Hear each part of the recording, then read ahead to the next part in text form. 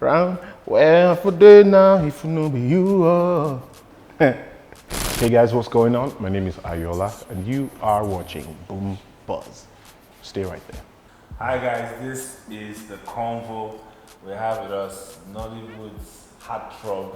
Oh my God. It's true though, it's it's true. The most sought after man in Nollywood. Ayoola is the I appreciate that. Thank you for having me. Thank What you. does it feel like having that much attention on you from women? It feels. It feels good. Don't lie. Don't lie. It feels good. It's the perk of the job. Yeah. It's just a sign that I'm doing something right. I'm doing my job the right way I should, and I appreciate every attention I get. I appreciate because I've always said this, that every human being, whether you're an actor or a singer, whatever it is you do in this life, one of the battles you have to fight continuously is a battle for identity. You know, to be able to stand out wherever you are, for people to recognize you with whatever it is you do. If you're a presenter, you want to be the best presenter. If you're an actor, you want to be the best actor. If you're a driver, you want to be the best driver. So battle for identity. So it's just it's refreshing to know that people are beginning to look your way when you know that, oh, you're getting recognition for things that you know you did. You know, not just for flimsy things. You know what I mean? Has he ever put you in a tight spot in any of your relationships? This, the attention from women, has he ever put you in a tight spot? I think it's too tight for me to not wiggle my way around or out of. Really, yeah. So I don't even want to consider any relationship that had to put me in a tight spot. Okay. You know, for what I'm here on earth to do. You know what I mean? Basically, anybody dating you should know what comes. They know. They should know. Yeah.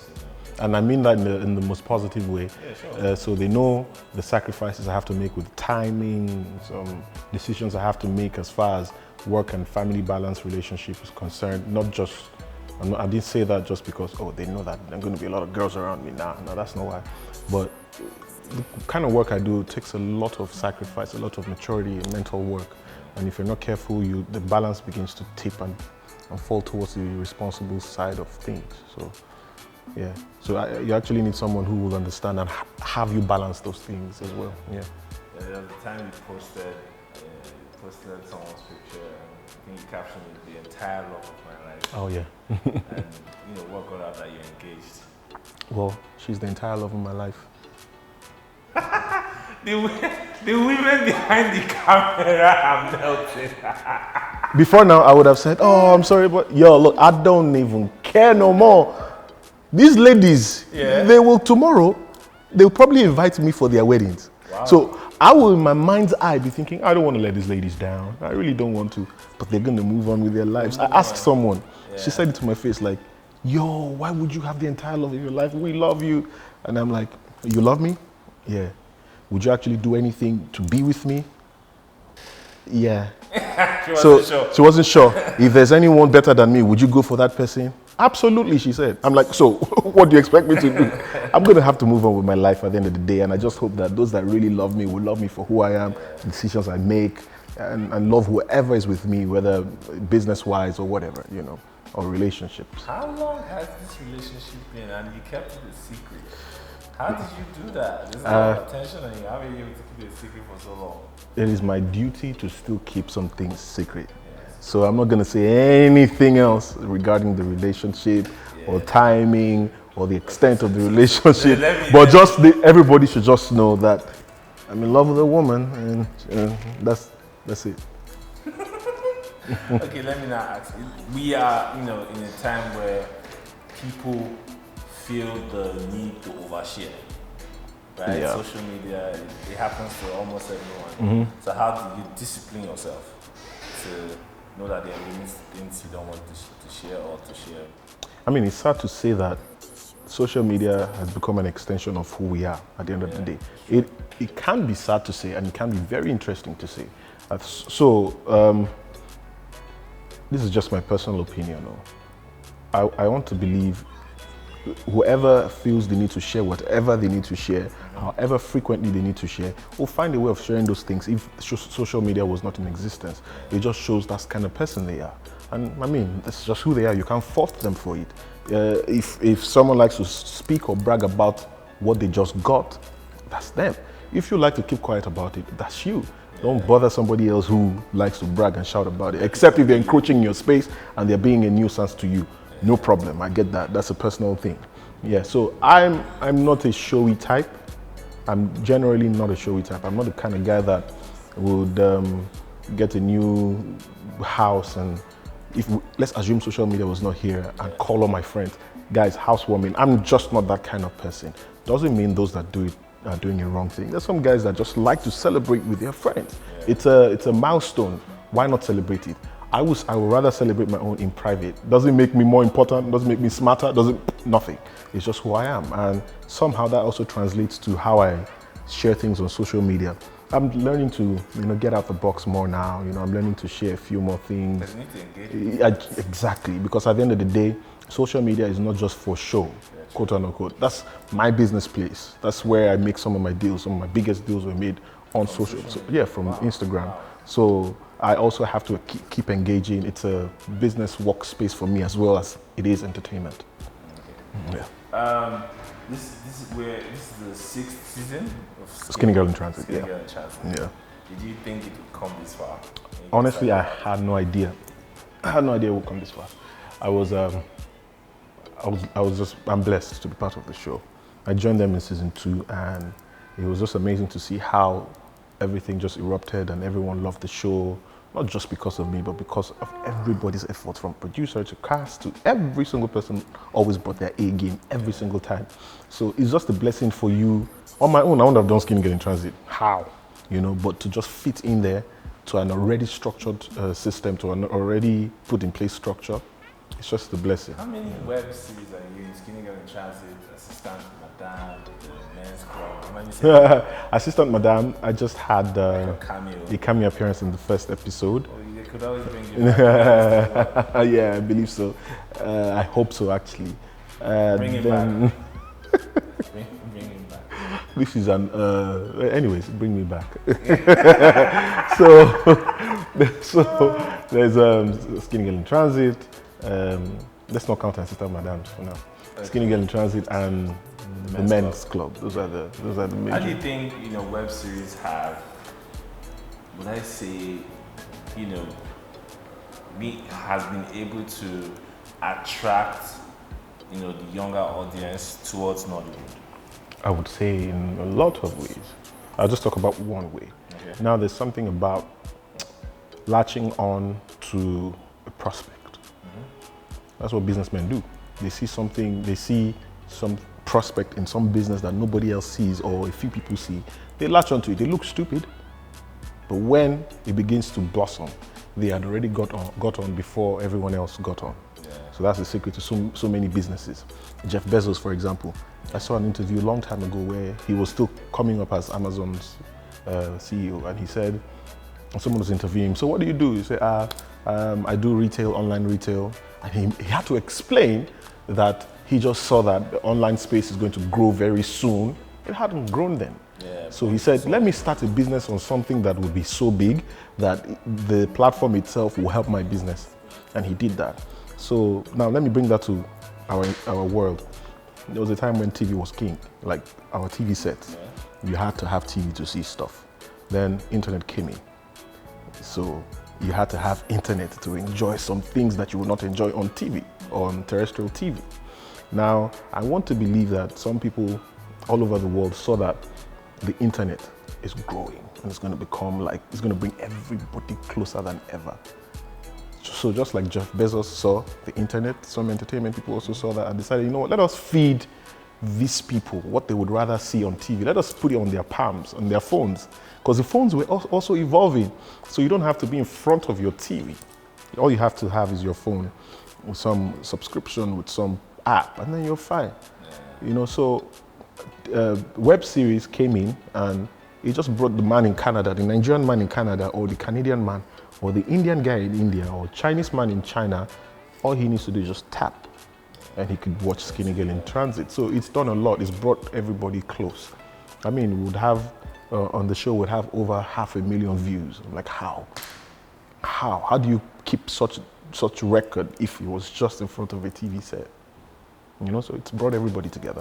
I would say that. Yeah, true. I also think that in a way, web series gave, created a platform for young, new talents. Yes, absolutely, absolutely. The web series has done that a lot. Someone like me, who would have known me, I had done other things before then. Yeah. Who saw it? Now, speaking of other things before then, Project Fame. Oh yeah. Oh yes, yes. That's the reason. You won the 5th edition. Yes. Project Fame West Africa. West Africa, yes. You won it. You started your music career. Now it seems like, okay, let me even ask, which is your first love, movie, music? I'm able to answer that, to be honest. Sometimes I say movies, sometimes I say music. I don't know. I just think I'm just privileged to be blessed with both gifts, to be able to do both very well. I wouldn't like to say it's the curse of the gift, but I would say I'm just spoiled for choice. And I'm blessed that I even have the opportunity to have a choice, this or that, or both. So when you won, you started, pursuing the music career. Oh, I was pursuing the music career before I won. Oh wow. Oh yes, I was. I had some songs on the radio, but they were not getting the mileage that they should have. So, so now how long have you been on this music peak? How long? How many years? My brother, I don't take. My first ever profession. I had an album. You had an album? In 2002. I never released it. You had an album in 2002? In 2002. I never released it. I never released it because I became friends with a couple of people, like Rick Hassani and some people. Back then we were in school together. Oh wow. Yeah, and Ima, oh my God. And then I saw the way these guys sang and they were definitely way better. So I had to shylishly shelf my music. Started learning recording, and then that was how everything started for me. So I had been doing that. I won Project Fame in 2012, 10 years after I actually recorded my first album. And of course, you can know that before recording my first album, I had been trying stuff. Singles and all that. Yeah. You still plan on releasing an album? Yes, absolutely. So this is the year of music and movies for me. I just released a new single about 3-4 weeks ago, titled "Give Me Love." It's on all shared platforms, including Boomplay. So what I did was put music on hold in 2015, so I could focus on the acting side of me, because I'd never done it, so I needed all the time put into that. I did that, and I'm still doing it. My plan was to do it for 2 years and go back, but this is the 4th year running now, and it's been a good ride so far. So now I'm deciding, the album is 80% ready. We don't have dates yet, but the album is 80% ready. I'll definitely, of course, let you guys know. So it's, I'm pretty excited about it. This is the year I want to try and see if I can merge both, both worlds. They say it's demanding, and I know it is. You have a large fan base from the movie side. So how do you plan on carrying them along to the music side? What I also do is I do soundtracks for movies. Oh, do you understand? So so many people didn't know I could sing, or I can't sing, or I started singing before acting. So, like for example, The Men's Club, I did the soundtrack for that. And somehow, without even me saying it, people knew. Of course, they saw the credit, that's true, they saw the credit. But they saw it, and it's not out. So everybody's been asking, and I'm looking forward to releasing that with the whole team. So what I tried to do was, instead of separating both sides of my life, let me try and merge both. I did a soundtrack for that. I did a soundtrack for a film about to come out called Make Room. It's a Boko Haram story. It's pretty good. So I'm also hoping that by doing music, I can shed more light on my acting. By doing acting, I can shed more light on my singing. So I wouldn't really have to bother about what strategies to migrate, because they're just one. So if you love my music, hopefully you will come on my page or hear about me and know that I also do movies, or vice versa. Yeah, all of you that claim to love Ayoola, this is the time to show the love. Go check out his music on Boomplay. His album is coming. It's coming. Go and stream that. Yep. So now, 2020, we know that you have an album coming. Yeah. What else can we expect from you this year? So a lot of things, and I'm just what a time to be alive, bro. There's a project we're working. Netflix is in town. I heard about that. Yeah, you're working with Netflix. Yes, I'm working. Thank you, bro. Appreciate it. It's to be honest, a dream come true. It's like, it's awesome. It's awesome. We're talking big budget shit, like. I don't talk the budget. They talk the budget. I just talk. I'm talking in terms of production. Thank you. I just talk the production. In terms of production. Yeah. So of course, Netflix is huge, and I mean we can. I was just gonna say that we can take a cue from Queen Sono. It was properly done. Yeah. And Akimoto Show is beautiful. It's a beautiful, beautiful storyteller, producer. He's the showrunner. Kemi Lala is also beautiful, a beautiful producer as well. And I have beautiful people that I'll be working with. It's just an amazing thing. Once again, to just be fit into an already established structure. You know, so that's also coming this year. TMC also is coming this year. We're shooting in a couple of days as well. Season 3. Okay. So and it is really good. It's really good. So I'm looking forward to that too. Aminu. Yeah. I love that character. Thank you. Which character, among the ones you play, which would you say is your favorite? Again, I'm spoiled for choice. Mide is beautiful. Mide is just, I want to believe, like I've heard, it's like every woman's dream. I don't know why. Okay. They say yes. Yes. Then Aminu is also every woman's dream and also every guy's aspiration. I'm like, he has money. Everybody wants to have money, So I don't know. And then there's a film I did in 2018 called If I'm President. Beautiful. I enjoyed myself on set. It was an experience for me in the sense that I had never done anything like that. I played an aspiring president, someone who's campaigning. So I had to learn speeches. I had to memorize and revise monologues, 10 pages long, just me speaking for 5-10 minutes. And he helped me as an actor to get in the mood, get in the zone, and production value was beautiful. I had my pictures everywhere, as though I was really campaigning. I had on huge buses. You saw it, right? It was really good. It made it easy. It was in BRT. It was so good. If you ask what the most challenging role would be, that would be on the top of my list. Very challenging. Yeah, it was challenging, and I liked it because those things help you move to the next level as far as your craft is concerned. You know what I mean? Yeah. So. So in terms of criticism, right, people are always. I always hear people say, Nollywood guys, they don't like to be critiqued. They don't like it at all. I mean, criticism is important, like you said, but nobody likes to be talked down on, And you can't really go to everybody to say, criticize me constructively, because that's healthy. Constructive criticism is healthy. But the otherwise would be destructive. Nobody likes that. But because we can't control who says what, who does what kind of criticism, they're mixed up.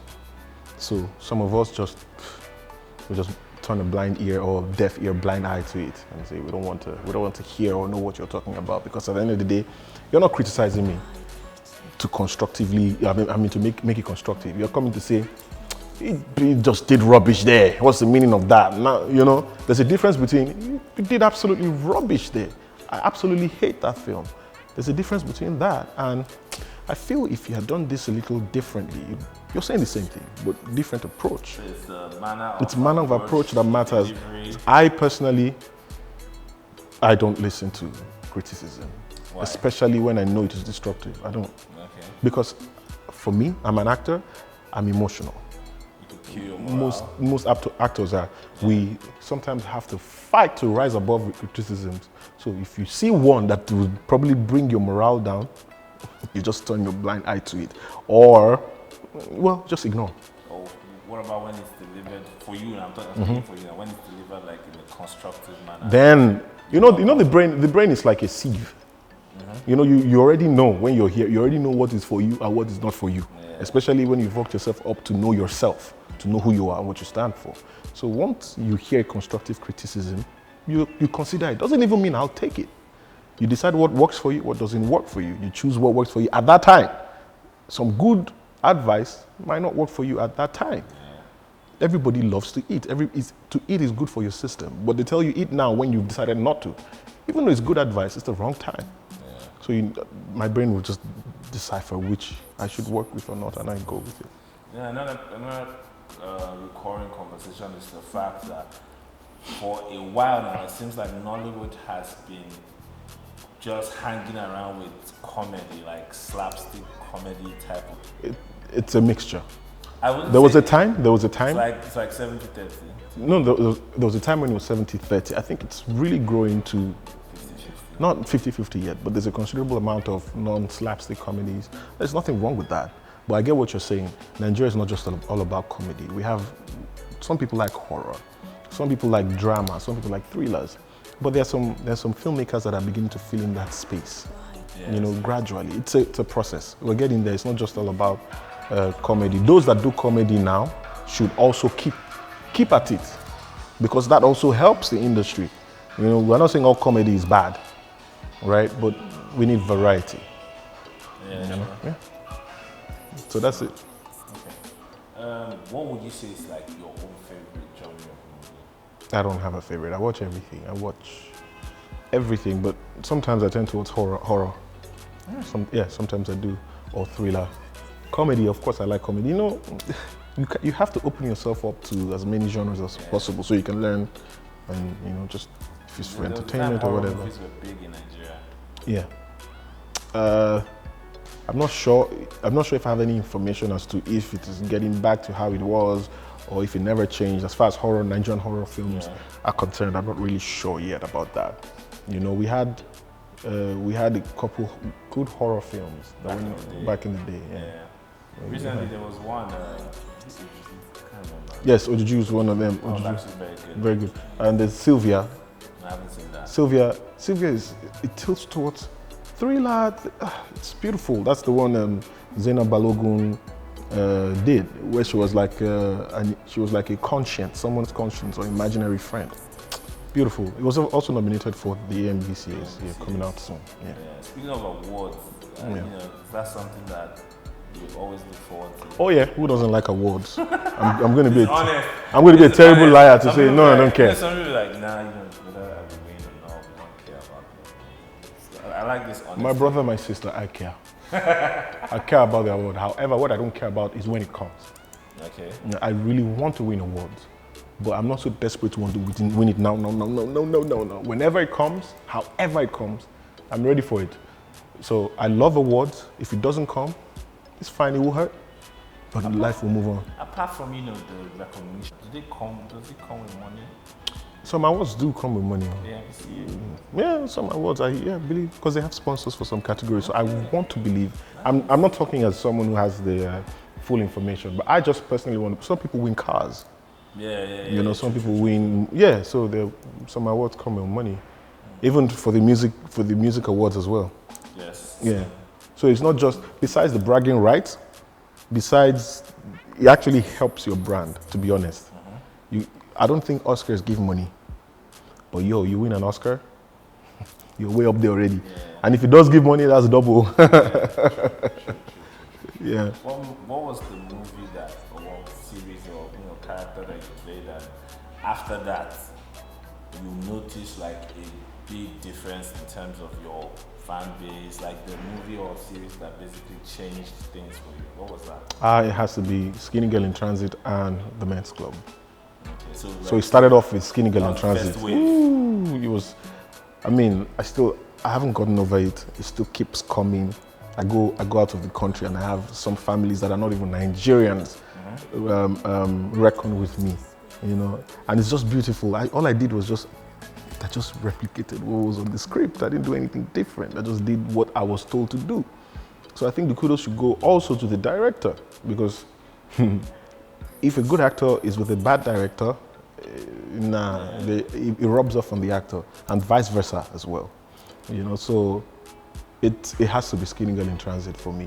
And then it became a lot more with the TMC, and the fact that they're concurrently being shot and running, it just helps a lot.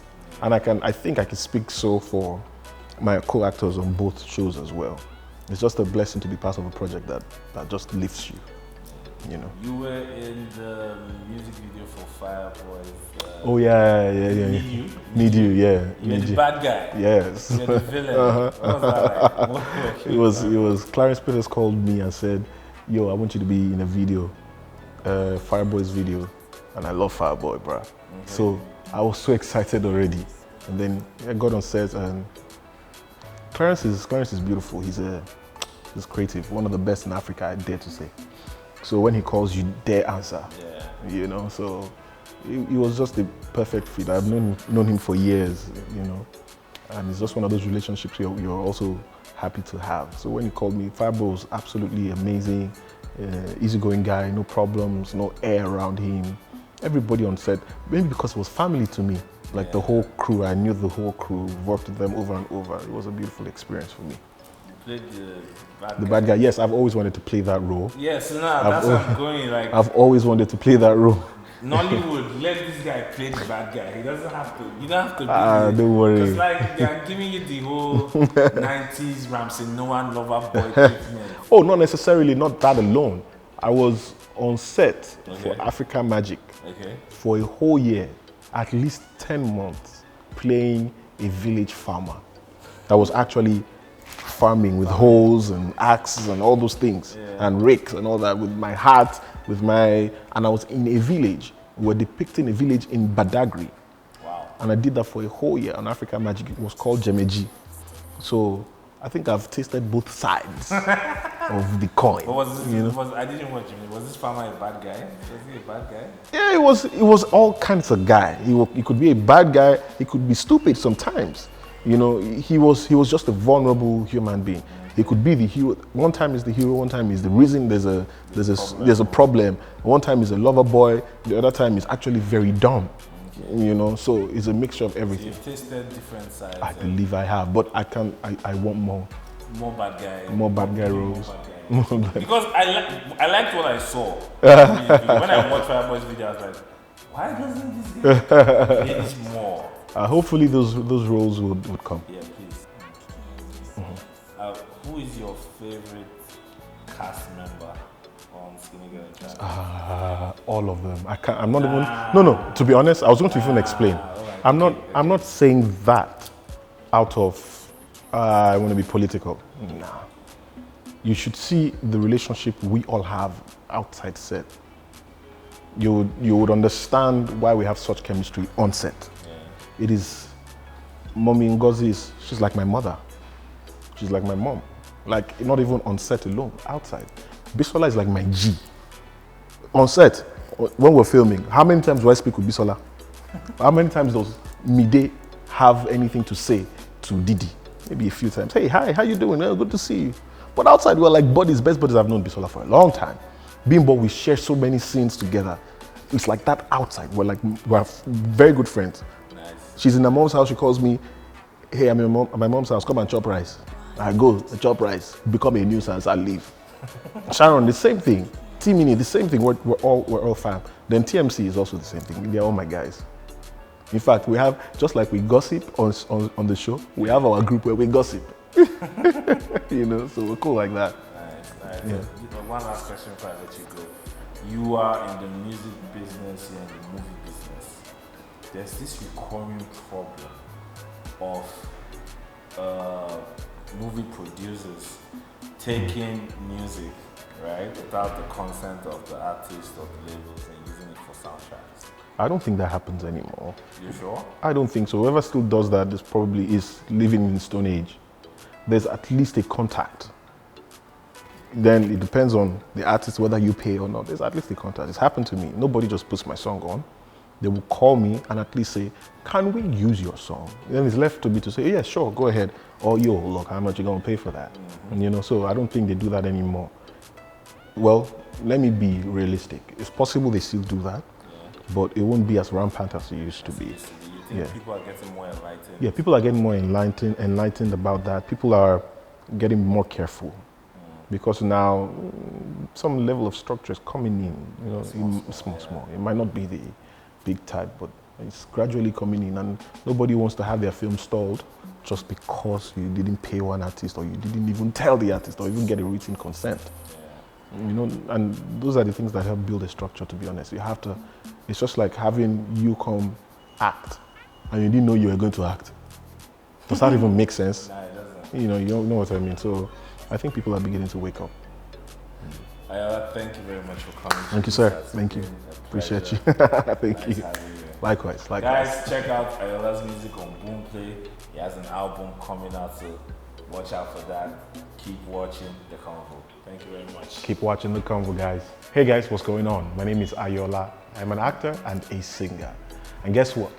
You can get all my songs, all my singles from Boomplay. All right? All you need to do is just download the app if you don't have it already and search for my songs on Boomplay. My latest song is Give Me Love. You're going to love it if you haven't seen it or heard it already. And my album is coming out soon, all right? And it's also going to be on Boomplay. Everything will be there. Share with your friends, share with your family, share with your enemies as well, and have a good time.